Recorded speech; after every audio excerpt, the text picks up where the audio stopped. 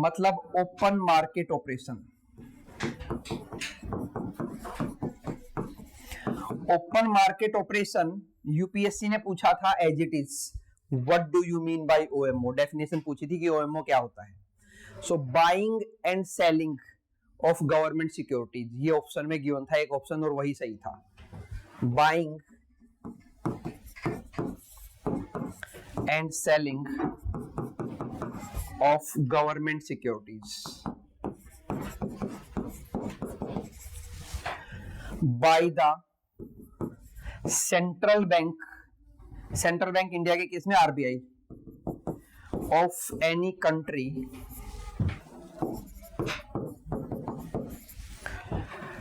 To manage monetary supply,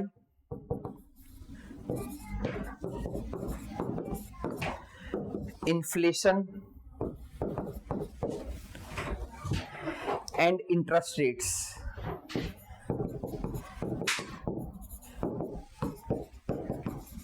in a country, ये इसकी full form, full definition है। Buying and selling of government security by the central bank, India के case में RBI, of any country to manage monetary supply, to manage inflation and to manage interest rate in a country. इस चीज के लिए जो central bank है वो securities को बाई और सेल करता है, ठीक है। तो इस डेफिनेशन में अब एक नई चीज है सिक्योरिटीज या फिर गवर्नमेंट सिक्योरिटीज, कि जो ये गवर्नमेंट सिक्योरिटीज बाई और सेल करेगा ये क्या चीज है गवर्नमेंट सिक्योरिटीज। तो नेक्स्ट डेफिनेशन लिखो गवर्नमेंट सिक्योरिटीज, कि गवर्नमेंट सिक्योरिटीज क्या होती हैं। Government securities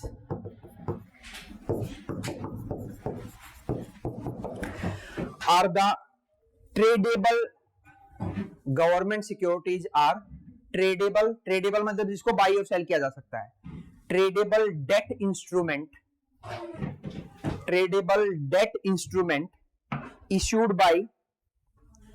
issued by central government or state government, issued by central government or state government to raise funds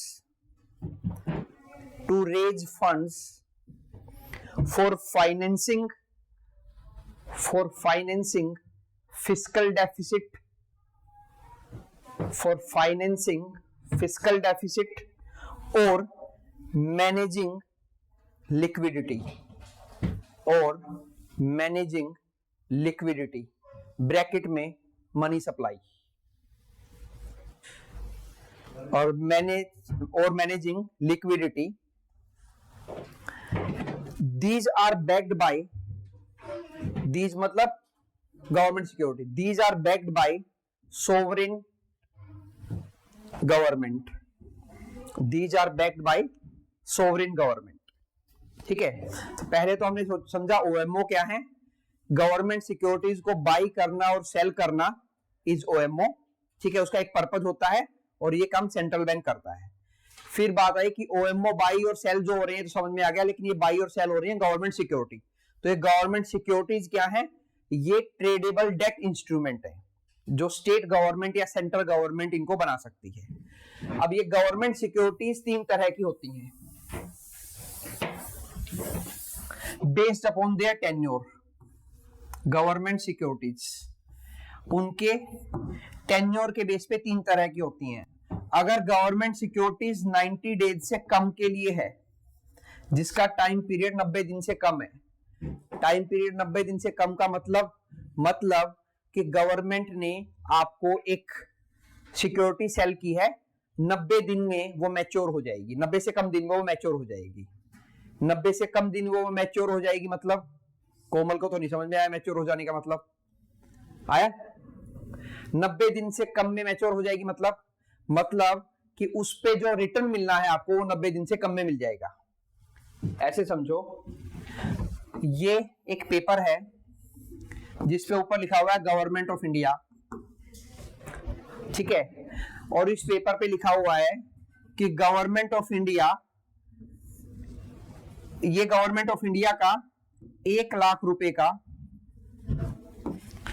security है जिसपे इंटरेस्ट रेट 8% मिलेगा, ठीक है, और मैच्योरिटी पीरियड जो इसका है वो स्पेसिफिक डेट मेंशन होगी या तो या गिवन होगा कि 90 डेज से कम का है, ठीक है। तो फिर 90 डेज से कम का है तो जिस दिन आप खरीदोगे उससे 19 डेज काउंट हो जाएंगे। तो ये इसको बोलते हैं बॉन्ड। क्या बोलते हैं इसको? बॉन्ड। ये बॉन्ड बोलो या गवर्नमेंट सिक्योरिटी बोलो, सेम ही चीज होती है। तो ये पेपर गवर्नमेंट ने दे दिया किसी पर्सन को, उसने गवर्नमेंट ऑफ इंडिया को लाख रुपए दे दिए, ठीक है। उसको क्या पड़ी थी कि लाख रुपए दे, क्योंकि उसको 8% का इंटरेस्ट मिलेगा। ये तो हो गया उस पर्सन का बेनिफिट। गवर्नमेंट को क्या पड़ी थी कि वो बॉन्ड पेपर दे, क्योंकि गवर्नमेंट, मैंने बताया था कि नॉर्मली गवर्नमेंट डेफिसिट में चलती है, मतलब गवर्नमेंट की अर्निंग कम होती है, खर्चे ज्यादा होते हैं, तो उसको डेफिसिट फाइनेंसिंग के लिए पैसा चाहिए। तो डेफिसिट फाइनेंसिंग करने का एक वे हो सकता है बॉन्ड पेपर छापना या गवर्नमेंट सिक्योरिटी छापना, ठीक है। वैसे नॉर्मली इनको बोलते बॉन्ड पेपर ही है, गवर्नमेंट सिक्योरिटीज बॉन्ड पेपर का एक पार्ट होती है। तो ये पेपर गवर्नमेंट ने दे दिया, ठीक है, गवर्नमेंट के पास लाख रुपए आ गए, ठीक है, गवर्नमेंट का भी काम चल गया, उस पर्सन का भी काम चल गया। अब आप कहोगे वो पर्सन गवर्नमेंट सिक्योरिटीज ही क्यों खरीदेगा? क्योंकि गवर्नमेंट सिक्योरिटी सबसे सेफ होती है, ठीक है। आप ये 1 लाख रुपए किसी और को दो, अगर उसकी डेथ हो गई तो, या वो भाग गया तो रिस्क है। यहां कोई रिस्क थोड़ी है, यहां तो गवर्नमेंट चेंज हो जाएगी तो अगली गवर्नमेंट देगी, ठीक है। गवर्नमेंट सपोज रिसेशन आ गया तो भी गवर्नमेंट को देना पड़ेगा, ठीक है। गवर्नमेंट ये बोल नहीं सकती कि मेरे पास है नहीं। सपोज आपने किसी को पैसे दिए, वो भागा भी नहीं, मरा भी नहीं, लेकिन आप गए, वो बोला कि मेरे पास तो नहीं है भाई, क्या करोगे, ठीक है। यहां गवर्नमेंट ये भी नहीं बोल सकती कि मेरे पास नहीं है, नहीं है तो वही छापो, आपके पास तो मशीन रखी है, छाप के दो मेरे को। तो ये सबसे सेफेस्ट ऑप्शन होता है गवर्नमेंट सिक्योरिटीज में इन्वेस्ट करना, ठीक है। तो गवर्नमेंट सिक्योरिटी में इन्वेस्ट अगर आप 90 दिन से कम मैच्योरिटी वाली गवर्नमेंट सिक्योरिटी में अगर ट्रेड कर रहे हो, या आप कोई ऐसा बॉन्ड पेपर खरीद रहे हो गवर्नमेंट का जिसका maturity period very short term है, 90 दिन से कम, तो उसको बोला जाता है कैश मैनेजमेंट बिल,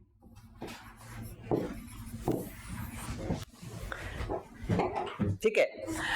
अगर कोई ऐसा खरीद रहे हो जिसका मैच्योरिटी पीरियड 90 दिन से 364 दिन तक है, उसको बोलते हैं टी बिल या ट्रेजरी बिल। हैं ये सारी की सारी गवर्नमेंट सिक्योरिटी और बॉन्ड पेपर, नाम अलग अलग है बस, ठीक है। यहां पे मैच्योरिटी पीरियड जो होता है नॉर्मली वो 90 के मल्टीपल में होता है, 91 दिन का होता है, 182 दिन का होता है, 364 दिन का होता है, अलग अलग होते हैं कि कितनी मैच्योरिटी पे आप खरीदोगे। मैच्योरिटी का मतलब कि उतने टाइम के बाद आपको अपना पैसा भी वापस मिल जाएगा और जो इंटरेस्ट मिला था वो भी मिल जाएगा, ठीक है। तीसरा होता है जीसेक, जिसको एक्चुअल में गवर्नमेंट सिक्योरिटीज बोलते हैं, ठीक है। ये बोलो बॉन्ड पेपर, कि गवर्नमेंट जो बॉन्ड पेपर छापता है, ठीक है, वो एक 90 दिन से कम डेज के लिए होता है जिसको कैश मैनेजमेंट बिल बोलते हैं। एक 90 से या 91 से 364 दिन का होता है जिसको बोलते हैं ट्रेजरी बिल, और एक होता है जो ग्रेटर देन 1 ईयर, 1 साल से ऊपर का हो, तो उसको बोलते हैं गवर्नमेंट सिक्योरिटी। सपोज आपने 7 साल की मैच्योरिटी का खरीद लिया या 10 साल की मैच्योरिटी का खरीद लिया, तो उसको क्या बोलेंगे? गवर्नमेंट सिक्योरिटीज बोलेंगे, क्लियर। तो ये गवर्नमेंट सिक्योरिटी या बॉन्ड पेपर गवर्नमेंट छापता है, ठीक है। हम मेनली बात कर रहे हैं गवर्नमेंट सिक्योरिटीज की, जहां पे गवर्नमेंट को लॉन्ग टर्म बेनिफिट होगा।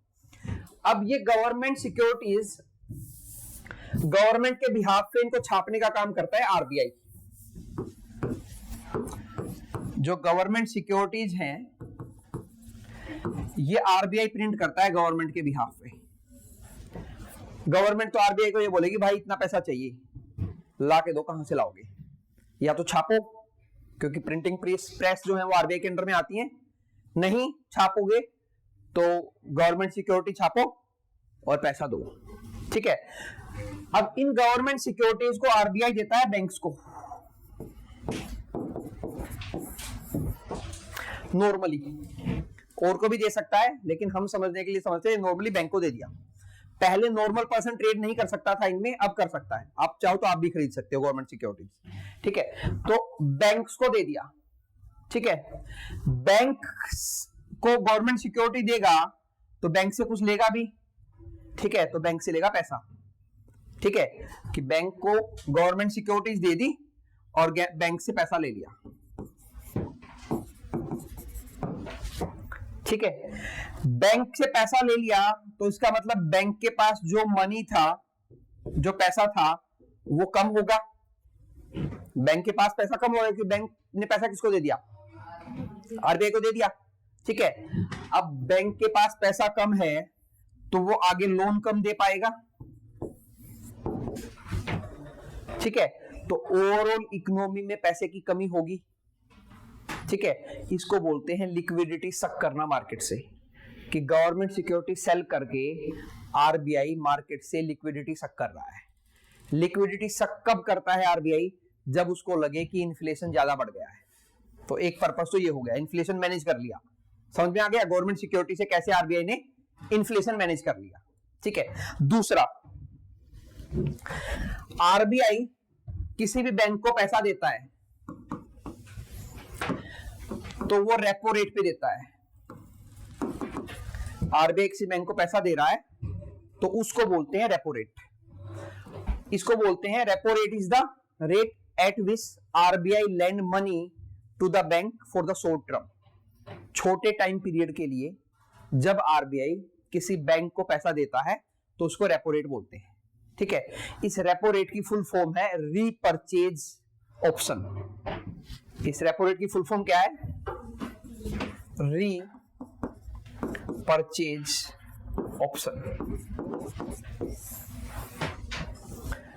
रीपर्चेज किस चीज का, जब आरबीआई बैंक को पैसा देगा तो उल्टे में वापस इससे गवर्नमेंट सिक्योरिटी लेगा। ऐसे ही पैसा थोड़ी दे देगा किसी को, भाई गवर्नमेंट सिक्योरिटीज ला के दो तो मैं आपको पैसा दूंगा। हाँ, अब वो पैसा ज्यादा देता है, हम उस टेक्निकल उसमें नहीं जा रहे कि वो कितना देगा, लेकिन नॉर्मल प्रोसेस ऐसा ही चलता है कि आरबीआई बैंक को पैसा देता है, बदले में गवर्नमेंट सिक्योरिटीज ले लेता है, और ये एक रीपर्चेज एग्रीमेंट होता है। एग्रीमेंट का मतलब कि भाई मैं जब पैसा वापस लूंगा या तो या ये सिक्योरिटी आपको वापस दे दूंगा, या सिक्योरिटी आपको वापस खरीदनी पड़ेगी। ऐसा नहीं है कि आपने वापस दे दिया और ये पैसा रख लिया, नहीं, ये रीपर्चेज एग्रीमेंट है। पैसा दे रहा हूं, सिक्योरिटी दे रहा हूं, तो कल को सिक्योरिटी वापस दूंगा तो पैसा ले लूंगा, ठीक है। तो ऐसे करके आरबीआई मार्केट से लिक्विडिटी को सक कर लेता है। तो अब अगर गवर्नमेंट को लगे मार्केट में पैसा कम है, मार्केट में पैसा कम है, तो वो सिक्योरिटीज को परचेज करना स्टार्ट कर देगा। कहोगा लाओ भी गवर्नमेंट सिक्योरिटीज लो पैसा, लाओ गवर्नमेंट सिक्योरिटी लो पैसा, लाओ गवर्नमेंट सिक्योरिटी लो पैसा। तो गवर्नमेंट सिक्योरिटीज की बाइंग की, मार्केट में पैसे को इन्फ्यूज कर दिया, पैसा दे दिया, सिक्योरिटी ले ली।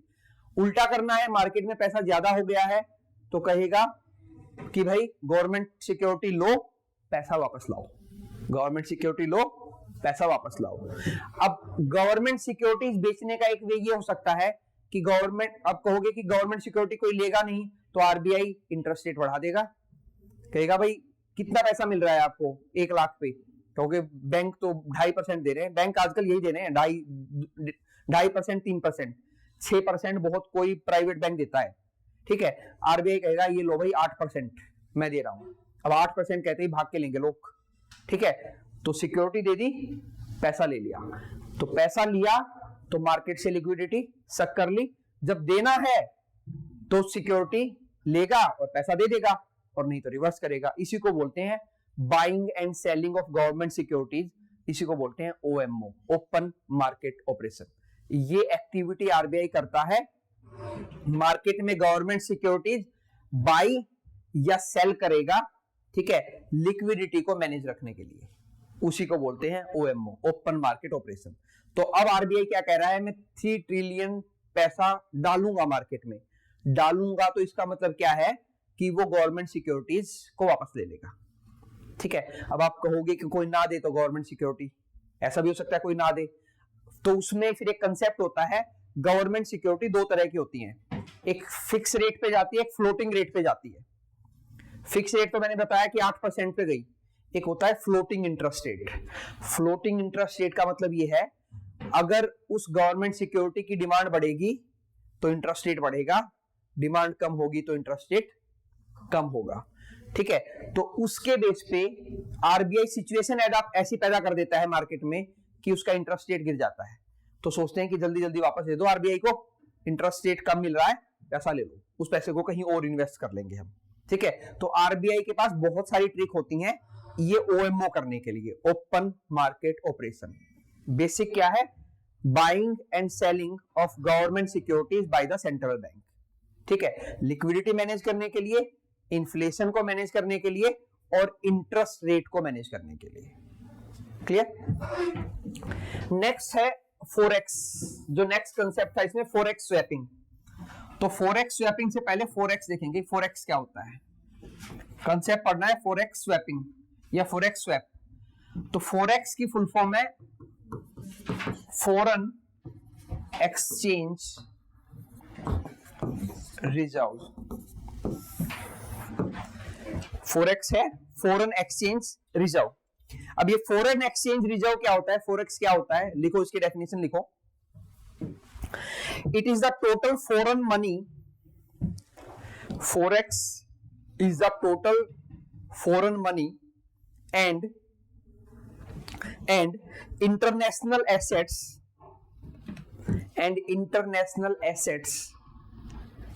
kept by the RBI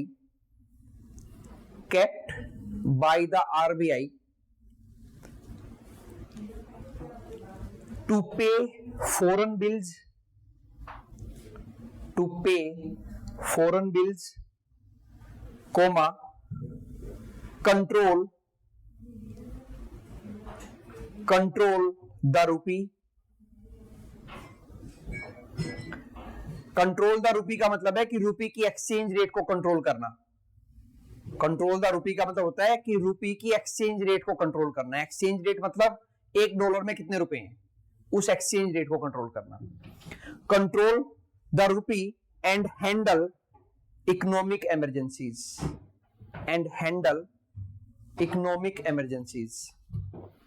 तो ये होता है फोरेक्स। अब RBI reserve bank of India forex रखता है एक तो गोल्ड की फॉर्म में। फोरेक्स का व्हाट कॉन्स्टिट्यूट फोरेक्स में होता क्या है, एक तो होता है गोल्ड, एक होता है foreign currency asset. Foreign currency asset का मतलब है कि अलग अलग फॉरेन करेंसीज रखता है आरबीआई अपने पास, ठीक है। देन एक होता है reverse trench position in IMF, reverse trench position in IMF, और एक होता है एसडीआर इन आईएमएफ, एसडीआर इन आईएमएफ। ये चार चीज मिला के बनाते हैं किसी भी कंट्री का फोरेक्स। तो रिजर्व बैंक ऑफ इंडिया के पास गोल्ड होगा, कुछ फॉरेन करेंसी एसेट होंगे। फॉरेन करेंसी एसेट का मतलब ये होता है कि मान लो आरबीआई के पास सिक्योरिटीज रखी हैं अमेरिका की, ठीक है। अब अमेरिका की सिक्योरिटीज तो किस में कैश होंगी, डॉलर में कैश होंगी, तो इनडायरेक्टली उसके पास क्या रखा है, डॉलर रख के तो क्या करेगा आरबीआई अपने पास, तो इससे अच्छा जब डॉलर उसके पास होते हैं तो वो इन्वेस्ट कर देता है अमेरिकन मार्केट में, ठीक है, या किसी दूसरे मार्केट में, क्योंकि इन्वेस्टमेंट से उसको रिटर्न मिलता रहता है। उसके अपने पास बैग में भर के या तिजोरी में रख के क्या करेगा डॉलर का, ठीक है। तो फॉरेन करेंसी एसेट बोलते हैं उसको। जो सपोज जापान की करेंसी है, उसको जापान में इन्वेस्ट करके रखेगा या किसी दूसरी मार्केट में जहां पे उसकी वैल्यू वहां इन्वेस्ट करके रखेगा उसको, ताकि उससे रिटर्न भी मिलता रहे, ठीक है। देन तो ये दो तो समझ में आ गए। तीसरा है reverse trench position in IMF और वर्ल्ड बैंक। ये दोनों चलते कैसे हैं, काम कैसे करते हैं। तो आईएमएफ को कंट्रीज पैसा देती हैं और उस पैसे को वो आगे दूसरी कंट्रीज को देता है। वर्ल्ड बैंक को कंट्रीज पैसा देती हैं और उस पैसे को वो आगे दूसरी कंट्रीज को देता है। तो हर एक कंट्री ने कुछ सर्टेन अमाउंट आईएमएफ को दे रखा है कि भाई आगे दे दो आप इसको, ठीक है। वो अपना एक एग्रीमेंट है इंटरनेशनली सभी कंट्रीज का, तो ऐसा सबकी एक पोजीशन होती है आईएमएफ में। तो मतलब वो पैसा हमने आईएमएफ को दे रखा है, तो अगर जरूरत पड़ेगी तो हम उसको वापस ले लेंगे। तो ये हो गया reverse trench position of IMF, ठीक है। देन इसके बाद हो गया एसडीआर इन आईएमएफ। एसडीआर का मतलब है special drawing right. Special drawing right क्या होता है? देखो, आईएमएफ को एक तो आप किसी भी कंट्री ने पैसा दे रखा है, वो हो गया, और एक आईएमएफ एक तरह से आपको लोन दे दे, ठीक है। तो एसडीआर हो गया एक काइंड ऑफ लोन जो आपको आईएमएफ ने दे दिया है, ठीक है। और रिवर्स ट्रेंड पोजीशन थी वो पैसा जो आपका ही है, जो आईएमएफ में रखा है। तो ये सब मिला के होता है, बनता है forex reserve, foreign exchange reserve, ठीक है। अभी आरबीआई के फॉरेन एक्सचेंज रिजर्व है $700 बिलियन के, $700 बिलियन के फॉरेक्स रिजर्व है अभी आरबीआई के पास। ये जो 700 बिलियन के फॉरेक्स रिजर्व है आरबीआई के पास, तो वर्ल्ड में हम चौथे नंबर पे हैं फॉरेक्स रिजर्व में। सबसे ज्यादा फॉरेक्स रिजर्व है चाइना के पास, जिसका कोई मुकाबला नहीं है। $3500 बिलियन के फॉरेक्स रिजर्व है उनके पास। 3500 बिलियन डॉलर्स के फॉरेक्स रिजर्व है। दूसरे नंबर पे आता है जापान। जापान के पास लगभग $1250 बिलियन के फॉरेक्स रिजर्व है। तीसरे नंबर पे आता है स्विट्जरलैंड, स्विस बैंक की वजह से लगभग $950 बिलियन के फॉरेक्स रिजर्व है उनके पास। और फिर चौथे नंबर पे इंडिया, जिसके पास $700 बिलियन के फॉरेक्स रिजर्व है। तो ऐसा कुछ स्टेटमेंट दिया जा सकता है पेपर में, India forex reserve are third on the place, third highest in the world, या फोर्थ हाईएस्ट या फिफ्थ हाईएस्ट। तो आपको पता होना चाहिए कि हमारे फॉरेक्स रिजर्व कितने हाईएस्ट है, क्योंकि गैप अच्छा खासा है, ये गैप इतना जल्दी ओवरकम नहीं होता है, ठीक है। तो ये फॉरेक्स रिजर्व है। और फॉरेक्स रिजर्व क्या होते हैं वो समझा हमने, उसका पार्ट क्या क्या है और क्यों रखता है उसको सेंट्रल बैंक। अब जो ये फॉरेक्स है, फॉरेन एक्सचेंज रिजर्व, इसको सेंट्रल बैंक यानी इंडिया में आरबीआई रखता क्यों है? तो एक तो रखता है बैलेंस ऑफ ट्रेड के लिए, बैलेंस ऑफ ट्रेड, बीओटी। हम लोगों को ऑयल खरीदना है तो पैसा डॉलर में देना पड़ेगा, वो रुपए में नहीं लेंगे, ठीक है, या गोल्ड की फॉर्म में देना पड़ेगा, ठीक है। मतलब किसी न किसी करेंसी या गोल्ड की फॉर्म में देना पड़ेगा, वो हमारा इंडियन रुपी नहीं लेंगे अनटिल अनलेस उनके साथ हमारा कोई ऐसा एग्रीमेंट ना हो रखा हो, ठीक है। तो बैलेंस ऑफ ट्रेड की पेमेंट के लिए देते हैं। नहीं अगर हुआ हमारे पास तो उसको बोलते हैं BOT crisis, balance of trade crisis, which is a part of BOP crisis, वो उससे बड़ी क्राइसिस होती है, बैलेंस ऑफ पेमेंट क्राइसिस, ठीक है। तो बैलेंस ऑफ पेमेंट क्राइसिस का एक पार्ट होता है BOT crisis, balance of trade. तो बैलेंस ऑफ ट्रेड है मतलब आपने कितना एक्सपोर्ट किया, कितने का इंपोर्ट किया, उसके बीच का डिफरेंस। अगर, क्योंकि we are a import dependent country, तो ऑब्वियसली बात है हमारा इंपोर्ट ज्यादा पैसे का होता है और एक्सपोर्ट कम करते हैं, तो हमारा बैलेंस ऑफ ट्रेड जो है वो टिल्टेड है इंपोर्ट की तरफ, ठीक है। तो हमें पैसा देना पड़ता है दूसरी कंट्रीज को, तो वो पैसा कहां से देंगे? तो वो पैसा आरबीआई देगा, ठीक है। जब होगा डॉलर तभी तो दे पाएंगे ना, तो उस बैलेंस को, उस सिस्टम को मेंटेन रखने के लिए करता है। सपोज एक ट्रेडर है ए, इस ट्रेडर ने कुछ मंगवाया है बाहर से, ठीक है। अब इसको पेमेंट करनी है डॉलर में, तो इसके पास तो डॉलर नहीं है, इसके पास तो रुपी है, तो ये बैंक में जाएगा, बैंक को बोलेगा कि भाई उसको कन्वर्ट कर दो। क्या कर दो? कन्वर्ट, इसको बोलते हैं कन्वर्टिबिलिटी, ठीक है। कन्वर्ट कर दो, मुझे ट्रेड करना है, ठीक है। तो बैंक उससे पैसा लेगा और उसको डॉलर दे देगा। उसके पास डॉलर कहां से आए बैंक के पास? वो आरबीआई से लेगा, ठीक है, कि भाई मुझे डॉलर चाहिए, दे दो, ठीक है। तो ऐसा करके बैलेंस ऑफ ट्रेड को मेंटेन रखा जाता है। क्लियर? जो ये मैंने अभी बताया कि कन्वर्ट कर दो पैसे को, ये भी इकोनॉमिक्स में कंसेप्ट है जिसको बोलते हैं कन्वर्टेबिलिटी ऑफ रूपी। क्या बोलते हैं? कन्वर्टेबिलिटी ऑफ रूपी। अगर आपको डे टू डे काम के लिए कन्वर्टेबिलिटी करनी है तो उसको बोलते हैं करंट अकाउंट कन्वर्टेबिलिटी। अगर आपको इन्वेस्टमेंट के पॉइंट ऑफ व्यू से कन्वर्टेबिलिटी करनी है तो उसको बोलते हैं कैपिटल अकाउंट कन्वर्टेबिलिटी। कंसेप्ट है, सारे कंसेप्ट नहीं समझ में आए तो मुझे बता देना, हालांकि मुझे लगता नहीं जितना सिंपल मैं बता रहा हूं कि नहीं समझ में आएगा। हाँ, ये हो सकता है कंसेप्ट ज्यादा हो जाए, ठीक है, लेकिन जब ऐड हो गया तो मैं साथ में बता देता हूं। आपने डे टू डे के काम के लिए पैसा लिया, आपको फीस भरनी है किसी दूसरी कंट्री में, आप बैंक में गए, भाई मुझे फीस भरनी है, ये फीस इतने की भर दो, उसको पे कर दो, लो रुपए ये, लेकिन ये मांग रहे हैं यूरो में, तो वो यूरो में बैंक भरेगा, कन्वर्टिबिलिटी है। तो ये करंट अकाउंट कन्वर्टिबिलिटी है, ठीक है। आपने कहीं दूसरी कंट्री में पढ़ने के लिए जा रहे हो, उसका पैसा देना है, ठीक है, या कुछ आपने बाई कर लिया है उसका पैसा देना है, तो इसको बोलते हैं current account convertibility. Indian rupee is 100% convertible on current account convertibility. अगर करंट अकाउंट कन्वर्टेबिलिटी करनी है तो इंडियन रुपीज 100% कन्वर्टेबल है। अगर आपने कहीं से कुछ ट्रेड मंगवाया है, चाहे आपने मंगवाया हो $20 मिलियन का, तो आप बैंक को $20 मिलियन के बराबर के पैसे दो एक नंबर में, ठीक है। एक नंबर का मतलब आपको बताना तो पड़ेगा ना, 20 मिलियन इतना पैसा लाए कहां से, तो वो आपको उतने देगा, उसको देने पड़ेंगे।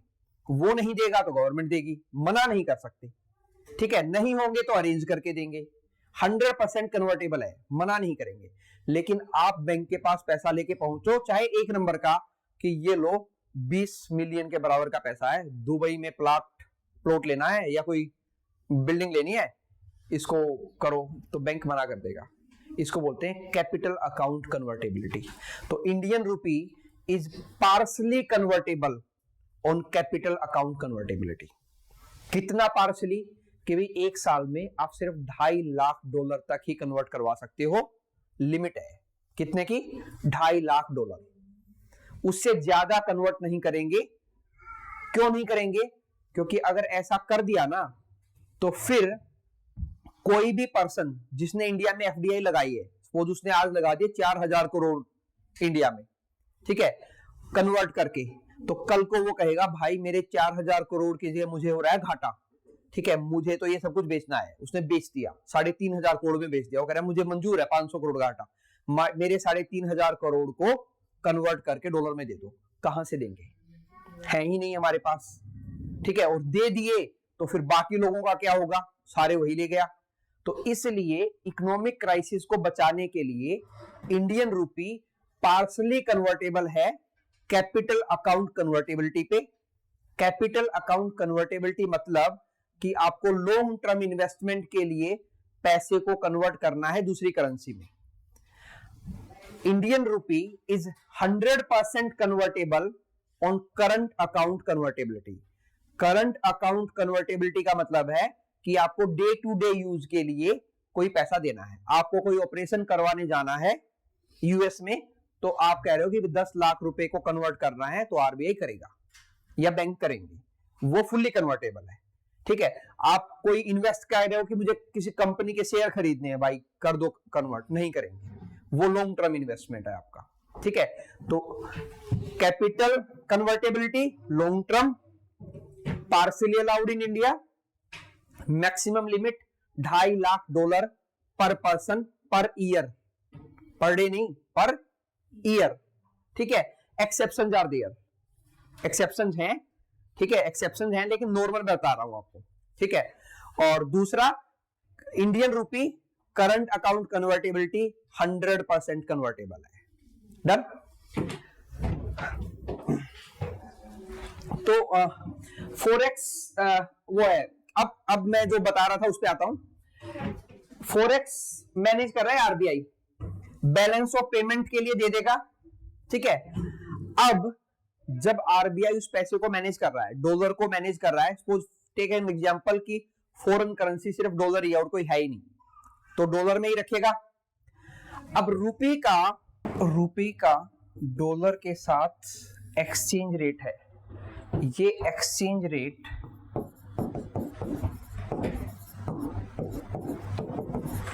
या तो मार्केट ड्रिवन होगा या मैनिपुलेटेड होगा। दो वे से हो सकता है ये एक्सचेंज रेट, या तो ये मार्केट ड्रिवन होगा या मैनिपुलेटेड होगा। मतलब क्या है? मतलब अगर रुपी और डॉलर के बीच में एक्सचेंज रेट बढ़ रहा है या घट रहा है, मतलब कि रुपया ज्यादा देना पड़ रहा है डॉलर के लिए या कम देना पड़ रहा है, तो इसको या तो मार्केट कंट्रोल करेगा या फिर इंडियन गवर्नमेंट कंट्रोल करेगी। मार्केट कैसे कंट्रोल करेगा? अगर डिमांड एंड सप्लाई बेस्ड है ये एक्सचेंज रेट, मतलब अगर $1 पे 90 रुपीज हैं, तो ये एक्सचेंज रेट मार्केट में डिमांड और सप्लाई बेस्ड है। मतलब कि अगर बहुत ज्यादा डिमांड है डॉलर की मार्केट में, ठीक है, और उसकी सप्लाई कम है, तो उस केस में एक्सचेंज रेट बढ़ जाएगा और रुपी जो है उसकी वैल्यू फॉल डाउन हो जाएगी। रुपी की वैल्यू फॉल डाउन होने का मतलब है कि हो सकता है कि $1 अब हमें 90 की जगह 92 रुपए में मिले। इसको बोलते हैं डेप्रिसिएशन होना, कि रुपए का डेप्रिसिएशन हो गया है। अगर $1 हमें 88 रुपीज में मिलने लग जाए, तो इसको बोलते हैं रुपी का एप्रिसिएशन होना, कि रुपया एप्रिसिएट हो गया है। ये कब होगा?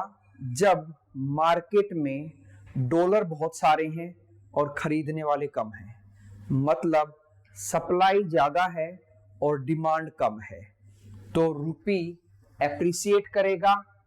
और अगर डिमांड ज्यादा है, सप्लाई कम है, तो रुपी डेप्रिसिएट करेगा। तो एप्रिसिएशन में रुपी स्ट्रोंग होगा, डेप्रिसिएशन में रुपी वीक होगा। तो इसको बोलते हैं इकोनॉमिक्स में एक और concept, appreciation and depreciation of rupee. लेकिन ये एप्रिसिएशन और डेप्रिसिएशन मार्केट बेस्ड है। मार्केट बेस्ड का मतलब डिमांड और सप्लाई पे बेस्ड है डॉलर और रुपी की मार्केट में। ये हम एज्यूम कर रहे हैं कि सिर्फ एक ही करेंसी है डॉलर, तो उसके कंपैरिजन में। दूसरा कंसेप्ट हो गया, तो ये हो गया डेप्रिसिएशन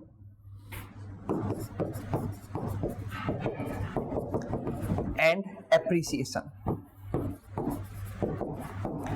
तो डेप्रिसिएशन और एप्रिसिएशन होगा मार्केट के ऊपर, डिमांड और सप्लाई के ऊपर। अब अगर इंडियन गवर्नमेंट जानबूझ के रुपी को स्ट्रॉन्ग बनाना चाहे और डॉलर को वीक बनाना चाहे, तो क्या वो ऐसा कर सकती है? बिल्कुल कर सकती है। कैसे करेगी? क्योंकि आरबीआई के पास फॉरेक्स रिजर्व है, फॉरेन एक्सचेंज रिजर्व, तो उसके पास डॉलर भी है। तो अगर आरबीआई मार्केट में डॉलर को इन्फ्यूज कर दे, मार्केट में बहुत सारे डॉलर दे दे, कैसे देगा? आरबीआई बैंकों को देगा डॉलर, सस्ते रेट पे बैंकों को डॉलर दे देगा, ठीक है, कि ये लो भी डॉलर, क्योंकि उसको रुपी को स्ट्रॉन्ग बनाना है डॉलर के कंपैरिजन में। तो इसको बोलते हैं कि आरबीआई बहुत सारे डॉलर को इन्फ्यूज कर देगा मार्केट में। तो ये आरबीआई जानबूझ के कर रहा है। अब इससे क्या होगा? रुपए की वैल्यू जो है वो एप्रिसिएट होगी, लेकिन ये एप्रिसिएशन मार्केट ड्रिवन नहीं है, ये गवर्नमेंट की इंटरवेंशन से है। गवर्नमेंट ने ऐसा किया है, गवर्नमेंट ने आरबीआई को बोला, आरबीआई ने मार्केट में डॉलर इन्फ्यूज कर दिए। इसको बोलते हैं रिवैल्यूएशन, कि रुपये को स्ट्रॉन्ग किया है, लेकिन कैसे? मैनिपुलेट करके। गवर्नमेंट ने मैनिपुलेशन किया है और रिवैल्यूएशन किया है। इसका उल्टा होता है डिवैल्यूएशन। अगर गवर्नमेंट कुछ ऐसा करना चाहे कि रुपये को जानबूझ के वीक करना चाहे, तो वो कर सकती है, उसको बोलते हैं डिवैल्यूएशन।